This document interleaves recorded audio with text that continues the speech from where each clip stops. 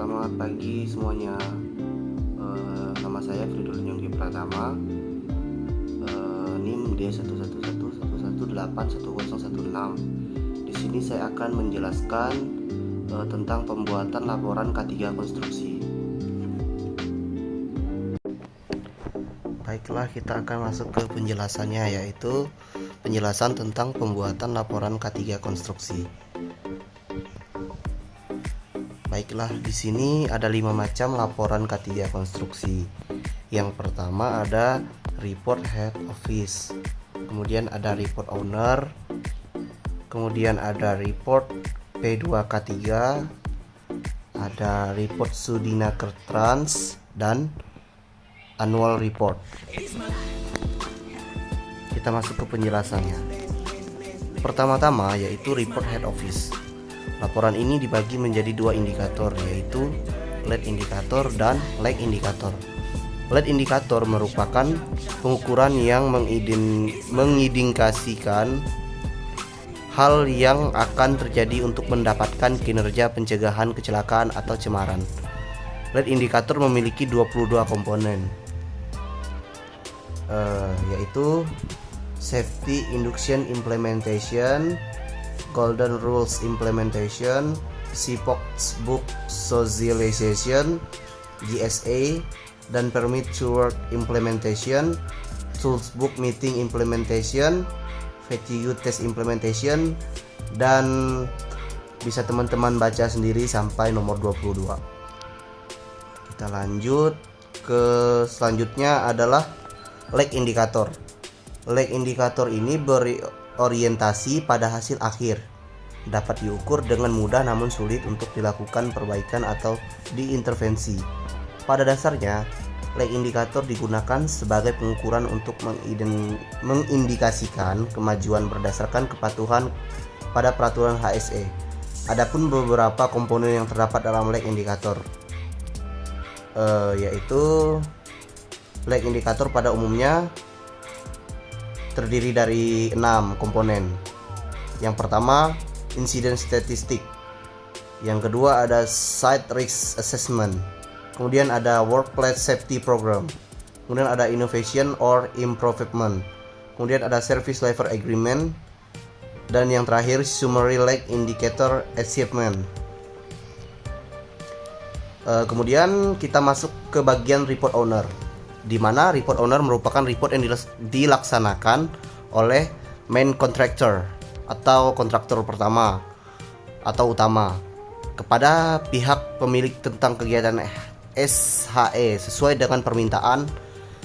Nah, report owner dilakukan secara weekly dan monthly. Weekly report memiliki 8 komponen. Yang pertama ada manpower and accident data. Yang kedua project documentation, TBM and fatigue test implementation. Kemudian ada safety and staging inspection report. Kemudian ada training report. Kemudian housekeeping implementation. Kemudian ada fogging and large fish thermo showing atau BET implementation. Kemudian ada finding report, dan yang terakhir other activities. Selain weekly report, ada juga monthly report yang terdiri dari 2, yaitu yang pertama summary activity report dan energy consumption report. Kemudian untuk report P2K3. Nah, untuk pembuatan laporan P2K3 terdapat 10 langkah.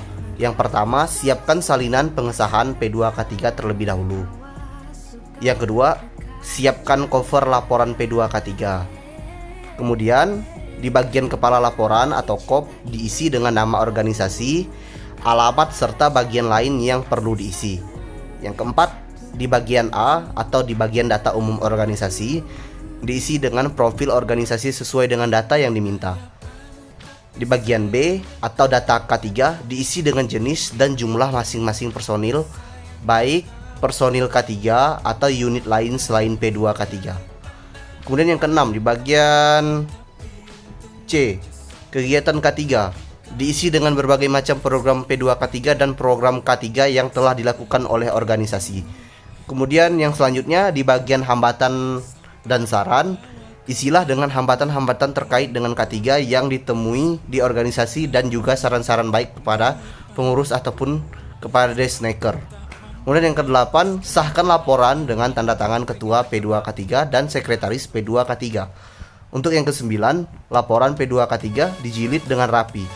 Kemudian yang 10, serahkan laporan P2K3 ke disnaker setempat. Kemudian report Sudinakertrans. Report Sudinakertrans ini merupakan laporan wajib kepada dinas setempat terkait program pelaksanaan pencegahan COVID-19 sesuai dengan Peraturan Gubernur DKI Jakarta Nomor 30 Tahun 2020 tentang pelaksanaan pembatasan sosial berskala besar dalam penanganan coronavirus di SENS 2019. Yang terakhir adalah annual report atau laporan tahunan. Laporan tahunan ini dibuat berdasarkan pada pencapaian yang sudah ada pada awal tahun dan disosialisasikan agar dapat dibentuk program-program kegiatan yang diinginkan. Fungsi dari annual report sendiri adalah yang pertama, informasi pencapaian perusahaan dalam waktu 1 tahun. Ingat ya teman-teman, harus dalam waktu 1 tahun karena ini adalah laporan tahunan. Kemudian yang kedua, media pemasaran yang kreatif melalui integritas tulisan dan desain. Kemudian yang ketiga, meningkatkan daya tarik perusahaan di mata konsumen. Kemudian yang keempat, membuat informasi beragam yang penting tentang kegiatan perusahaan. Kemudian yang kelima, memberi gambaran mengenai tugas, peran, dan pekerjaan masing-masing bidang yang ada di perusahaan. Baik teman-teman, mungkin hanya itu yang dapat saya jelaskan dan saya sampaikan. Saya ucapkan mohon maaf bila banyak terdapat kata-kata yang salah penyebutan ataupun berbagai hal yang masih kurang di dalam presentasi saya. Saya ucapkan terima kasih. Baiklah teman-teman, sekian video presentasi dari saya.